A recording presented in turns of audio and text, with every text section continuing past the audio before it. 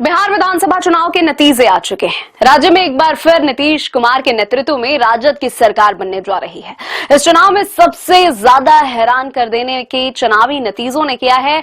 Vote प्रतिशत अधिक पाने के बावजूद भी आरजेडी की हार हुई है। इसका कारण जीती हुई सीटों की संख्या कम होना है। वह सबसे ज्यादा वोट पाने के बाद भी मात्र 25 सीटें ही जीत सकी और तीसरे नंबर पर रही। गौरतलब है कि इस बार बिहार की कुल 243 विधानसभा सीटों के लिए 2 चरणों में ऐतिहासिक 66.91% मतदान हुआ।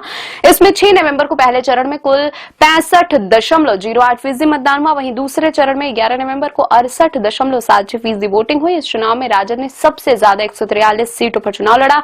वहीं भाजपा और जदयू ने 101 सीटों पर उम्मीदवार उतारे। कांग्रेस 61, लोजपा रामविलास 29, हम और राष्ट्रीय लोक मोर्चा 6 सीटों पर चुनाव लड़े। बिहार विधानसभा चुनाव में विभिन्न पार्टियों को मिले वोट प्रतिशत की करें तो आरजेडी को सबसे ज्यादा 23% वोट मिले। इसके बाद तेजस्वी यादव की पार्टी को बड़ी हार झेलनी पड़ी। बिहार चुनाव में भाजपा को कुल 89 सीटों पर जीत मिली है, जबकि जदयू मात्र 19.25% वोट पाकर दूसरे स्थान पर रही। भारत निर्वाचन आयोग के आधिकारिक वेबसाइट के अनुसार बिहार विधानसभा चुनाव 2025 में राजद को सबसे ज्यादा 23% वोट मिला है। वोटों की संख्या की बात करें तो राजद को 1,15,46,055 वोट मिले हैं। वहीं भाजपा को 20.8% यानी कि 1,81,143 वोट मिले हैं।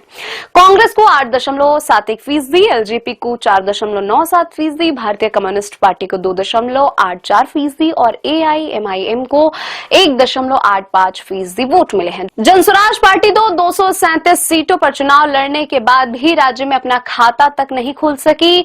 बसपा 181 सीटों पर चुनाव लड़ी और उसके खाते में भी मात्र एक ही सीट आई, वो भी उसने मात्र 30 वोटों के अंतर से जीती।